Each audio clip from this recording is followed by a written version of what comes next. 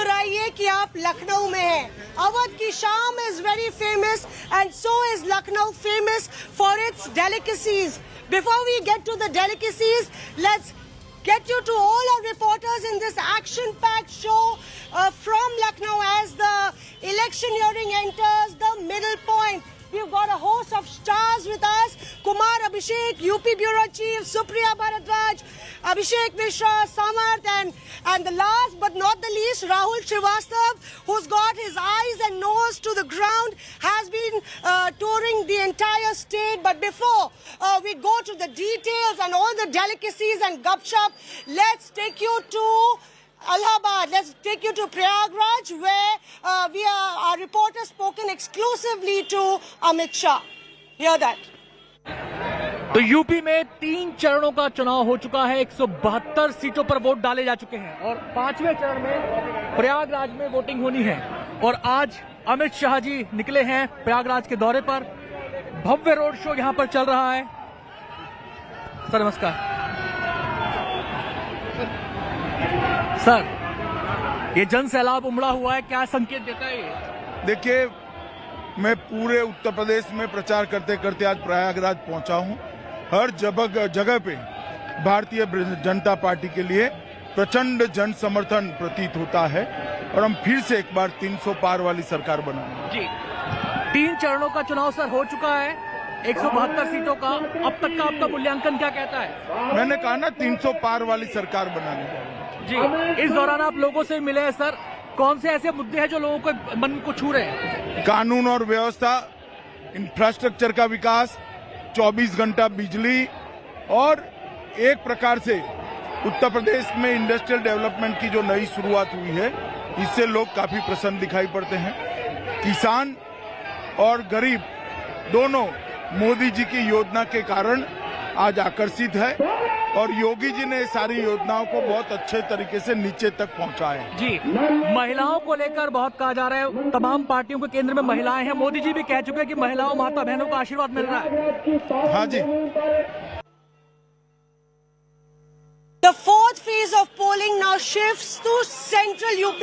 That is largely the Awadh Kshetra, and it includes Lakhimpur Kheri, Pilibhit, Unnao, Hardoi, Lucknow, Sitapur.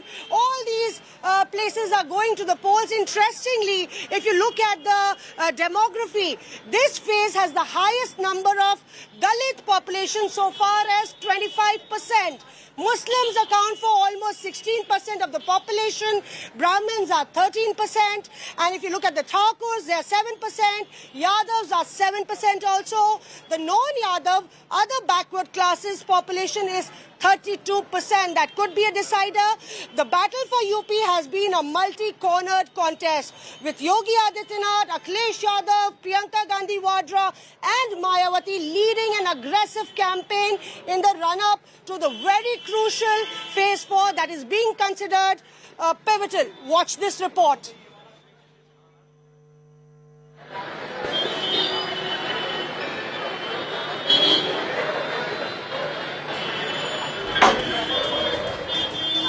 कितनी देर में?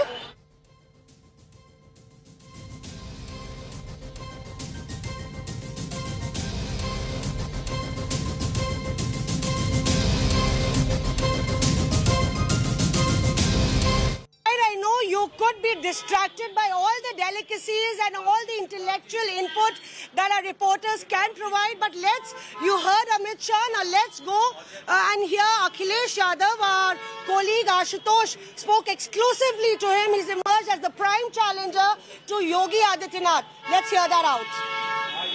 आप जहाँ पर आए हैं, मैंने देखा आपका भाषण सुन रहा था, स्टूल वाले मंत्री, इन सब के बीच में जो रफ्तार है, उनका दावा 300, आपने हम आज तक के मंच पर कहा कि 400, तो साइकिल की रफ्तार कहाँ तक पहुंची? देखिए, समाजवादी पार्टी को जनता ने पहले चरण में समर्थन दे दिया है। पहले चरण, दूसरे चरण में शतक लगा है और उसके बाद जो तीसरा चौथा है, मैं ये दावा कर सकता हूँ कि समर्थन और बहुमत चौथे चरण के बाद हो जाएगा। 7वें चरण तक ऐतिहासिक बहुमत सरकार बनने जा रही है गठबंधन की। आपके गला तक खराब हो गया चौथे कैंपेन के प्रचार के दौरान, देखो आवाज बैठ रही है धीरे धीरे। आप भी अगर फील्ड में रहोगे, फील्ड में क्योंकि एक दिन में कई भाषण देने पड़ते हैं, चलो हमारा तो गला गया है, लोगों के चेहरे उड़ गए हैं, लोगों की हवा खराब है। सोचो कि क्या मुद्दे हैं। आज मुद्दा है बेरोजगारी का, मुद्दा महंगाई का है, कोरोना में जान गई, लॉकडाउन में जाने गई। आप हैं, आप भी एक प्रेस के उसमें हैं। कोरोना और लॉकडाउन के समय आपका भी वेतन कम हो गया होगा। तो सोचो कोरोना में क्या सामना किया जनता ने। आज ये जितने Now, the city of Nawabs is considered the Sheher of Nafasat and Nazakat. So let's go and talk about this Nafasat, Nazakat, whether it's playing any part in the politics. Awad ki Sham is in full swing. And let's straight go to Rahul Srivastav. Rahul, how do you see this entire battle panning out? Because we're in the middle point. How do you see an edge, clear edge, or still it is a neck-to-neck fight? You see, it's not a matter of neck-to-neck or anything. I think what had happened, that the polarizing communal wave which dictated the mandate in 3 elections is dead. If it is operating, it's operating at a subterranean level. And in that subterranean contest, what has happened is not a matter of neck-to-neck.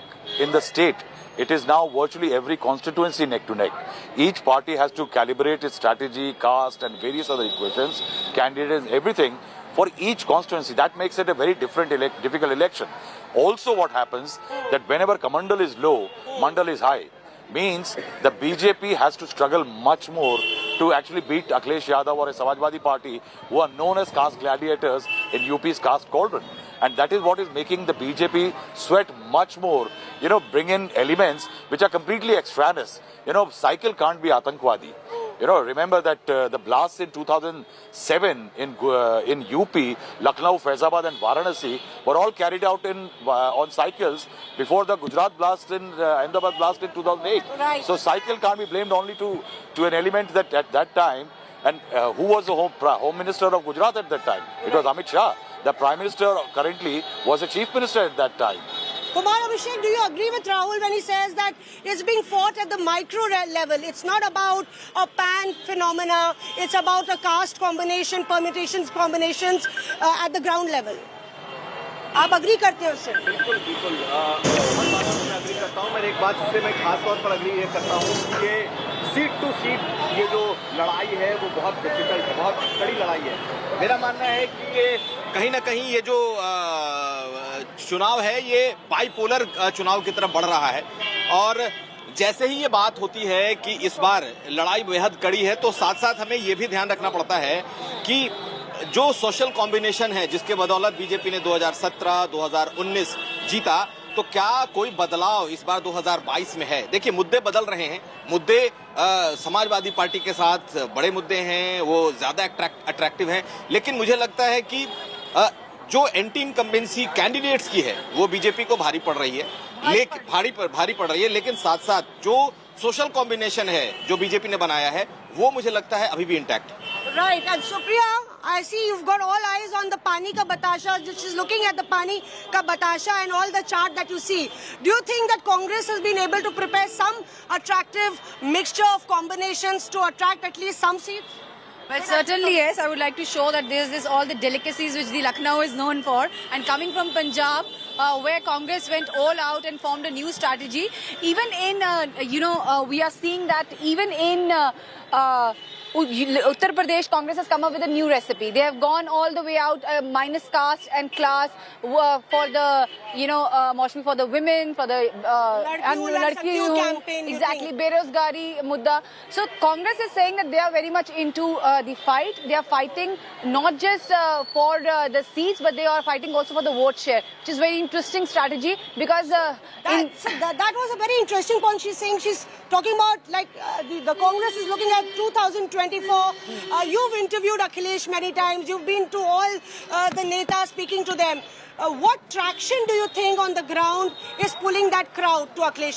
The BJP said that it is only a section of the population that is attracted to Akhilesh. See, this time it's not just about section for Samajwadi Party, because this time the strategy of Samajwadi Party is not just MY factor, which was the core vote bank of SP. It was just about Muslim and Yadav, but this time Akhilesh has gathered the non-Yadav OBC. So this is going to play a crucial role in the coming times. And if you talk about the mob, the crowd around the bus, around the Rath, seems to be something that what Mulayam Singh Yadav used to do in his days when he was active in politics, because he gathered all castes together, and this is what Akhilesh has done this time, and that seems to be a big effort by Akhilesh and a danger point for the BJP, because if it turns in favor of Akhilesh, then it will be difficult for BJP to gather. But from when it comes to law and order, BJP gains momentum, because this is one point where Samajwadi Party gets hit very, very bad, and Yogi government gets points in this particular point. So, you know, Samarth is one of our firebrand reporters on the ground here in UP, and Abhishek Mishra is another firebrand reporter. No tussle for a mic, perhaps. No, not at all. So, what do you think that on March 10th, who's taking the center stage? I think any predictions? See, that will be premature to say, because I think it's going to be a very tough fight as far as the mandate is concerned. BJP has been working a lot on their equations as far as, you know, the seats are concerned. There has been a, of course, as Kumar Abhishek said, that anti-incumbency factor is but that is only because of some of the candidates, and BJP, I think, successfully able to, you know, manage that, and most of the seats which they were already very well aware of, that would be a major obstacle for them. Samajwadi Party, on the other hand, has again played a card which is very unusual. Yadav bastion, Yadav voters, Yadav candidates, but this time, as Samarth also added on to it, that, you know, non-Yadav OBCs are going to be very relevant. And with, you know, Jayant Chaudhary coming in Western Uttar Pradesh has also given him a push.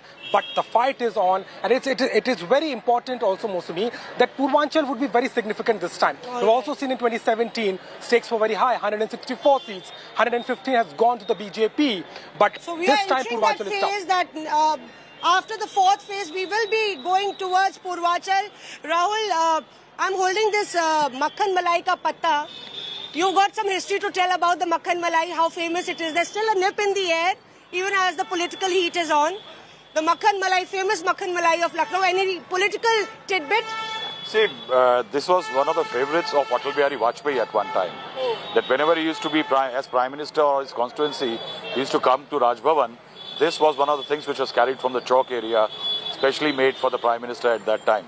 He was fond of this, and the Kaju Katli made it one of the famous sweet shops here. Is it that Ram Asre or? No, it was not Ram Asre. Okay. And we will not promote any shop here. All right. So the point is, Atal Bihari Vajpayee was not only known for his speeches and his one-liners, but I think he was a man fond of good things in life. And Atal Bihari Vajpayee brought a lot to this city. In fact, what I will say that it was Atal Bihari Vajpayee's tenure which made a lot of constituencies in UP, and in fact Lucknow, a place where BJP can say we are confident. 1991 is the first time that the BJP won the seat run by Lalji Tandon. Right. And since then BJP has not lost that seat with Ashutosh Tandon coming in. So there are constituencies which became BJP's home citadels primarily because of Atal Bihari Vajpayee and the persona that he represented. Right, and because the state capital also goes to the polls, Abhishek, the legacy of Atal Bihari Vajpayee, as Rahul rightly spoke about, that still carries on because it's been a bastion of the BJP forever, like ever since Atal Bihari Vajpayee actually took up this entire place, adopted it. मौसमी जैसा कि राहुल श्रीवास्तव बता रहे हैं, लोग आज भी लखनऊ के लोग कम से कम वाजपेयी को नहीं भूल सकते। जब भी चुनाव आएगा लोग वाजपेयी को, अटल बिहारी वाजपेयी को याद करते हैं, क्योंकि उनके साथ यहाँ का जो जुड़ाव है ना वो बहुत खास रहा है। यहाँ के जो कार्यकर्ता हैं आज भी वाजपेयी को, अटल बिहारी वाजपेयी से खुद को जुड़ा हुआ मानते हैं। और जितने लोग इस वक्त आप बीजेपी में देखेंगी, हालांकि एक दौर खत्म हुआ है, लेकिन उनके दौर के जितने लोग निकले हैं सब आज बड़े बड़े पदों पर है। लेकिन ये चुनाव मुझे लगता है कि अटल बिहारी वाजपेयी से आगे निकल चुका है और बीजेपी के लिए अटल जी या अटल बिहारी वाजपेयी एक बड़े आइकॉन की तरह तो जरूर हैं, लेकिन अब बीजेपी के मुद्दे जो है वो बिल्कुल अलग है। आप देखिए जिस तरीके से चुनाव में मुद्दे आ रहे हैं, मुझे नहीं लगता कि आतंक का इस तरीके का मुद्दा कभी शायद उनके रहते उठा होगा या उठ सकता है। लेकिन बीजेपी को ये चुनाव जीतना है और उस चुनाव को जीतने के लिए तमाम मुद्दे बीजेपी ने इस वक्त एक तरीके से इस चुनाव में डाल दिए हैं।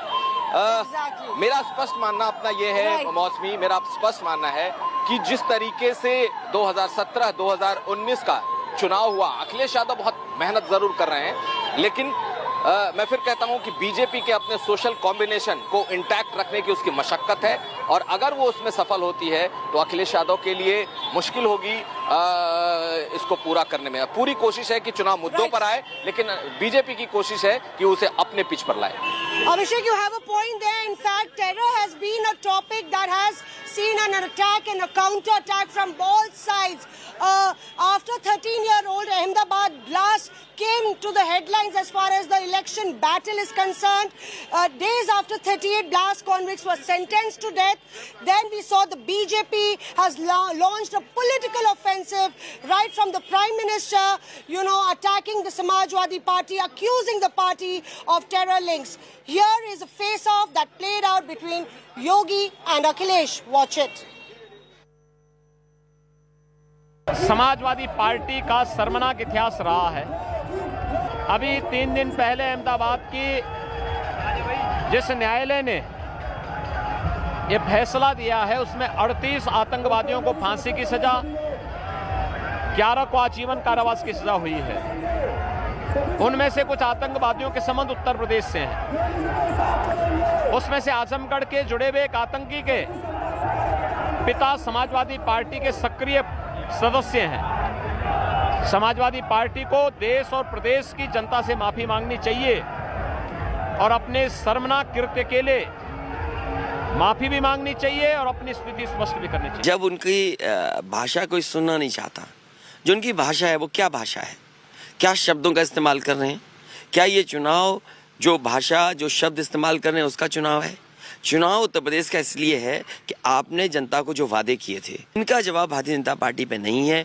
इस डबल इंजन की सरकार में मुख्यमंत्री जी खुद जानते हैं कि अन्याय बढ़ा है, उत्पीड़न बढ़ा है, और साथ ही साथ डबल इंजन की सरकार में अगर कोई चीज डबल हुई है तो वह भ्रष्टाचार और महंगाई डबल हुई है।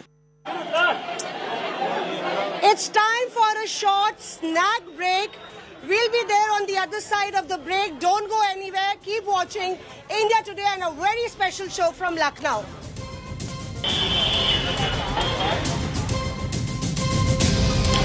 Welcome back after the break. Kashish Lucknow अरे तौबा, फिर वही हम और वही Aminabad. Well, this is not Aminabad. This is a like of Aminabad. This is Hazratganj, the heart of Lucknow, and we are getting you a very special show from Ground Zero with our star-studded team of all reporters. But before we go to them, let's talk about the cattle problem. Now, Central UP is facing a massive cattle issue. Predominantly, Western UP is the Buffalo Belt, but the population of cattle rises as we go east, and that's because of the slaughter ban and strict enforcement by the Yogi Adityanath government. Now my colleague Preeti Chaudhary, who's travelling the length and breadth of Uttar Pradesh, spoke to farmers to get the poll pulse. Here's a report.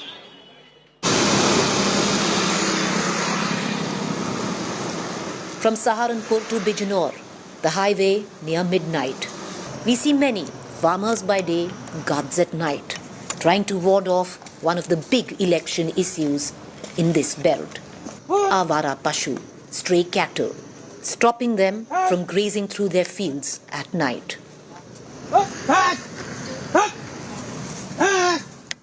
Sumit and his 80-year-old father clocking in their 18th hour of work. गेहूं की फसल बो रखी, तो इस समय पशु नुकसान पहुंचाते हैं। बेसारा जो छोटे पशु है ना, बेसारा को वे रात्रि के समय जो छोटे जानवर होते हैं, तो वे रात्रि के समय नुकसान पहुंचाते रहते हैं कि फसल को खा गए। गेहूं की फसल नुकसान ज्यादा पहुंच जाएगी। ईख है, चलो गन्ना थोड़ा बहुत चूस लिया, खराब हो गया, झेलने की कोशिश करते हैं। ये हमारा तो 8 पैर का काम है, रात दिन का। किसान तो रात दिन का है, बाहर होगा, पानी खुल लगा चला होगा, पता लग गया बछड़े गाले भाग गया होंगे। सपने में भी बछड़े दिखा, मतलब सपने में बछड़े दिखते, सपने में भी बछड़े गेलो गेलो गेलो हो जाए। गलत है, क्यों नुकसान देखा जा। सरकार बहुत बढ़िया, तो बस बड़ा कड़ा काम है। सर्दी के मौसम में जहाँ सब अपनी चारपाई पे अपने घर में आराम कर रहे, लेकिन किसान को अपनी बस मजबूरी क्या है कि सरकार में आस ये लगी थी कि ये इनका समाधान हो जाएगा, समाधान तो हो नहीं पाया। उम्मीद हो जाएगी शायद और हो जा। क्राइम खत्म किया सरकार ने तो अच्छा लगा, इसलिए कोशिश कर रहे हैं कि शायद आगे और समय गौशाला गांव में खुले, सरकार इस पर और ध्यान दे। आप भी हमारे लारे फिर रही तो बेधड़क फिर रहे, यह बहुत बड़ी। अच्छा, सड़कें की गंद काट रही, उन्होंने खूब पैसा दे रहे, सड़क काट रहे। सरकार बहुत बढ़िया, पर एक कमी थोड़ी सी, कम से कम ऐसे आदमी को जब पर्चा दे दे जो शर्म ना लगा वो वोट दे दे, कि वो वोट तो मोदी को दे रहे और सरकार को दे रहे, पर हमें शर्म नहीं लग रही है। वो आए नहीं रहा आज लोग ने तो शर्म लगा नहीं, जाति शब्द नहीं बोलना, नहीं जाति पर ध्यान करना चाहिए। उन्हें क्या पता बेचारों खेती में क्या हो।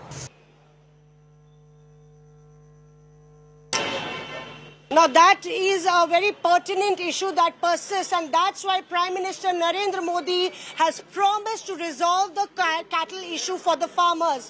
The Prime Minister has assured that the farmers will not be disappointed, because after the government is elected and the BJP comes to power, then a system would be put in place so that the farmers can earn money from the dung of the cattle that does not give milk.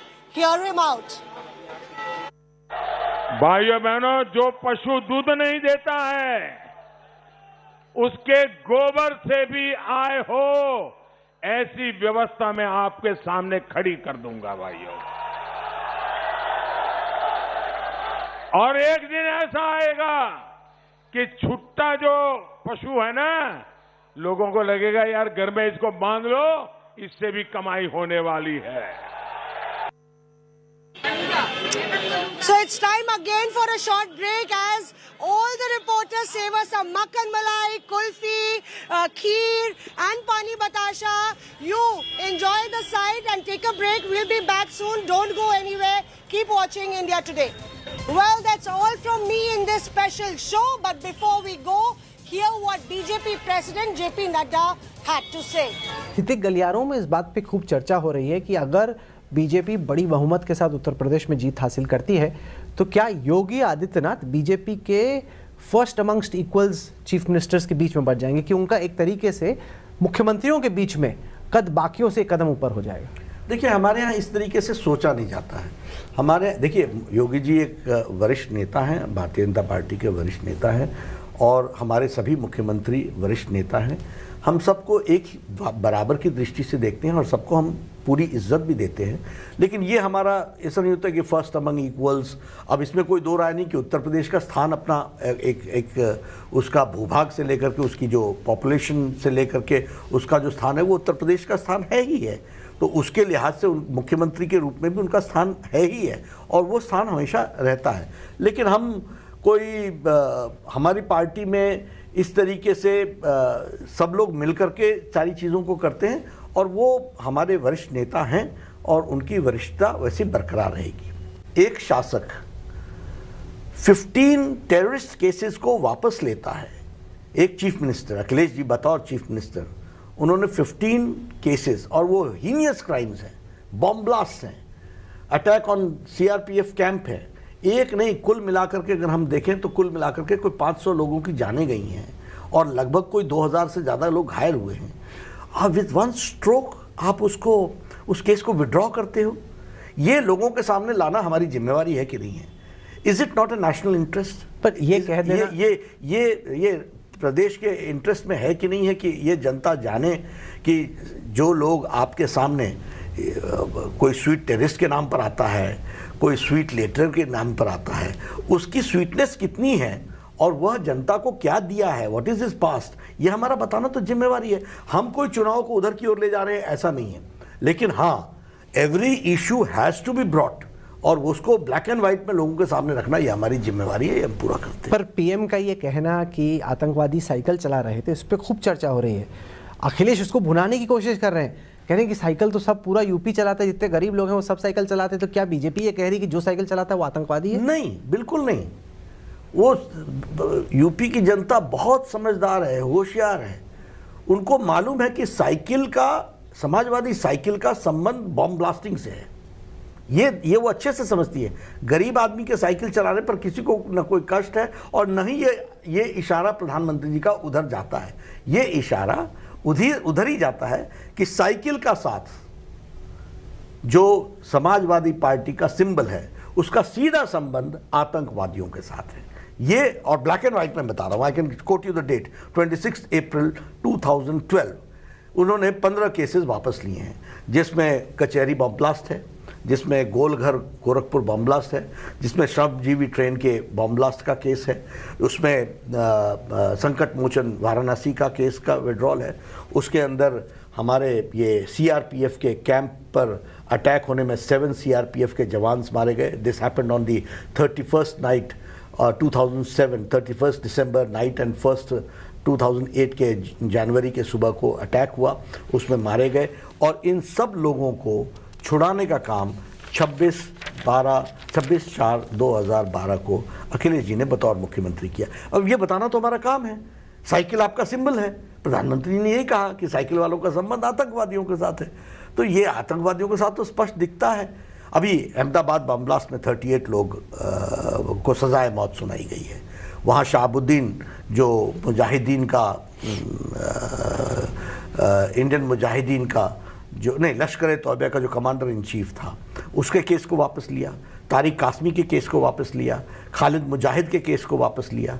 अभी ये जिसके जो आजमगढ़ का रहने वाला है, मैं नाम भूल गया हूँ, सब बाटला हाउस वाला है, बाटला हाउस वाला नहीं, ये जो अहमदाबाद बम ब्लास्ट केस हुआ, अहमदाबाद में जिन 38 लोगों को सजाए मौत हुई है, उसमें से एक व्यक्ति आजमगढ़ का है, शमशाह नाम है। उसके पिताजी की तस्वीर सोशल मीडिया पर और मीडिया में चल रही है, जो अखिलेश जी के साथ दिखते हैं। तो ये प्रश्न खड़े होते हैं, इन प्रश्नों को हम कैसे छोड़ सकते हैं? क्योंकि अखिलेश ये कहते हैं कि बीजेपी ये सारे मुद्दे उठा रही है क्योंकि वो विकास से भागना चाहती है, क्योंकि कोविड में जो ओमाइक्रॉन वेव हुआ, उससे पहले डेल्टा वेव हुआ, बेरोजगारी हुई, लोग परेशान हैं, इसलिए बीजेपी लोगों का ध्यान भटका रही है। बिल्कुल नहीं, विकास के चैंपियन हम ही हैं। आप अखिलेश जी की स्पीच उठा के देखिए, विकास के बारे में उन्होंने क्या बात की है। और मैं अभी भी आपके सामने चैलेंज करता हूं कि अभी चुनाव बाकी है, 4 फेजेस बाकी हैं, वह उन्होंने विकास में क्या क्या काम किया है उसको लेके क्यों नहीं आते? आप अखिलेश जी की सारी स्पीचेस उठा करके देखिए, he has spoken nothing about vikas, he has got nothing to say on development. उनके पास है ही कुछ नहीं। तो कहते हैं हमारी एक्सप्रेसवे का जिसका हमने स्टार्ट किया, अब आप उसको बोल रहे हैं कि आपने बनाया। रुमाल रख करके चले जाना, रिजर्वेशन करना, इनकी तो आदत है। इसमें मैं कोई दो राय नहीं मानता हूं कि शिलान्यास करने में ये एक्सपर्ट है, उसके बाद काम करने में एक्सपर्ट नहीं है। काम करने का काम, अब ये जेवर एयरपोर्ट का अब काम शुरू हुआ, क्यों डिले हुआ? डिले क्यों हुआ ये तो आपके सामने। आप बोलेगा हमने इसकी कॉन्सेप्चुअलाइज किया था। अरे कॉन्सेप्चुअलाइज तो किया था, उसके बाद आप सरकार में आए और चले भी गए, क्यों नहीं किया? Who stopped you? तो ये इनके, मैं आपको फिर बताता हूं, ये सब इनके दिखाने की बातें होती हैं। Development is not their agenda. Divide और वोट बैंक पॉलिटिक्स करो, पोलराइज करो, वोट चंक को लेकर के आओ। और मोदी जी ने इसी संस्कृति को तो चैलेंज किया है। वोट बैंक की ही पॉलिटिक्स को इंडियन पॉलिटिक्स में किसी ने चैलेंज किया है तो नरेंद्र मोदी जी ने चैलेंज किया है। और चैलेंज ही नहीं किया है, उनकी एक्सेप्टेबिलिटी बनी है। आज वोट बैंक पॉलिटिक्स क्षीण हो रही है, आज वोट बैंक पॉलिटिक्स डाइल्यूट हो रही है। ये नेता जितना कुछ कहते रहे, वोटर बड़ा होशियार है। और इसीलिए आप देख रहे होंगे कि बाय एंड लार्ज सब कुछ करने के बावजूद भी इतने कोरोना के संक्रमण में जितने भी चुनाव हुए, सारे भारतीय जनता पार्टी के पक्ष में जा रहे हैं।